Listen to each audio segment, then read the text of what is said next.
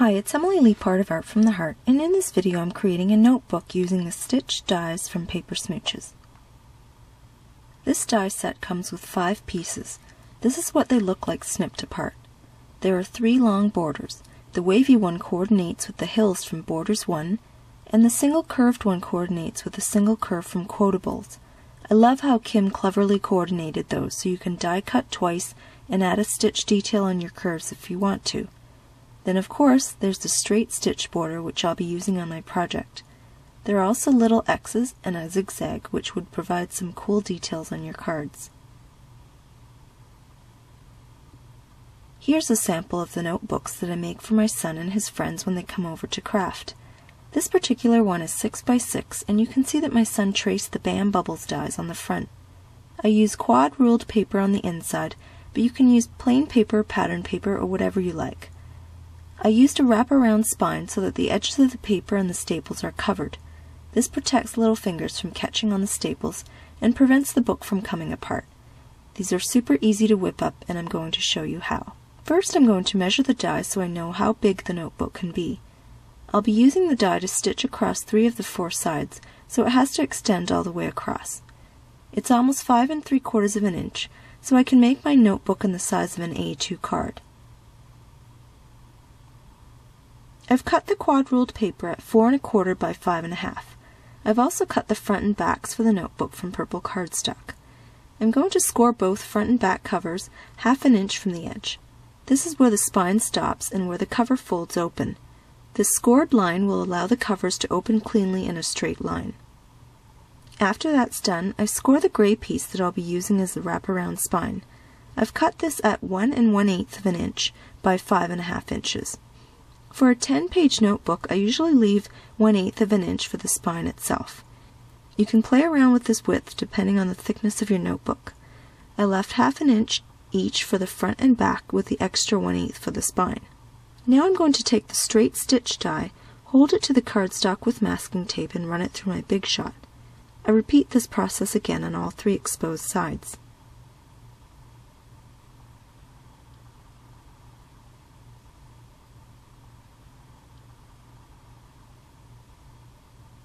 Once that's done, I'll repeat the same 3 steps on the back cover.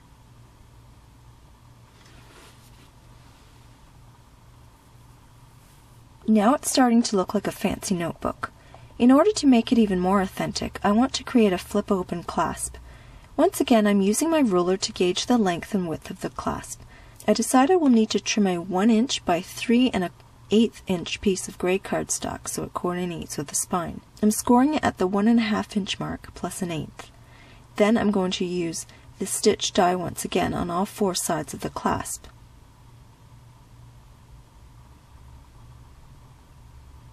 Here's how all the parts look together.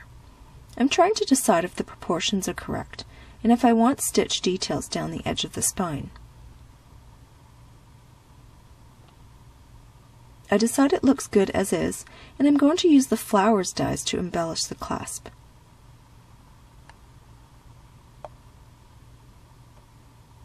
I'm going to layer the flower with a glue dot and add an enamel dot in the center to coordinate with the gray cardstock.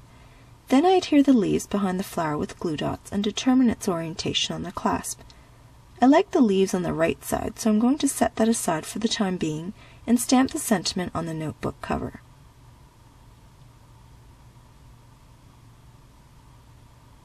The sentiment comes from the Blossoming Buds stamp set.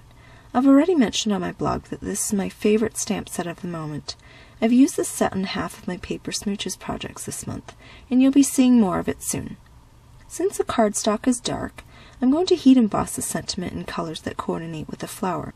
First I'm going to use the embossing bag on the cardstock to eliminate as many stray specks as possible.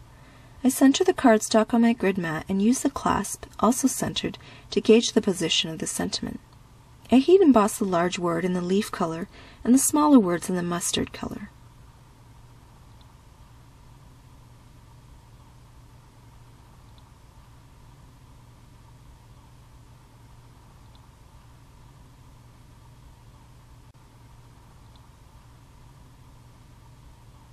When that's done, I use a dry tissue to wipe away any powder left behind by the embossing bag. Then I take an X-Acto knife and lightly scrape away the stray bits of powder. This works depending on the quality and texture of your cardstock, and if you use a very light hand. Now I can assemble the notebook, first by lining up the edges of the papers, particularly on the right-hand side where the notebook opens. That's where you really want the papers to line up. The spine edge isn't as important, since that will be covered up by the wraparound panel. I add 3 staples using my tiny attacher. I want the clasp to be as secure as possible, so I'm using score tape to hold it onto the back cover. I want to be able to open and close the clasp easily, so I'm going to add magnets to the front by punching 3/4-inch circles from self-adhesive magnet sheets. I remove the backing and adhere both pieces to the clasp and the notebook cover. Next, I secure the flower to the clasp, again using score tape. Then I attach the wraparound spine to the notebook by applying score tape along both edges. I make sure that the piece is snug against the spine before pressing down on the front and back. Now my fancy little notebook is done. It would be so fun to customize these as gifts for friends and kids. The best part is, if you make them slightly narrower, at 4 inches by 5.5 inches, they'll even fit inside an A2 envelope.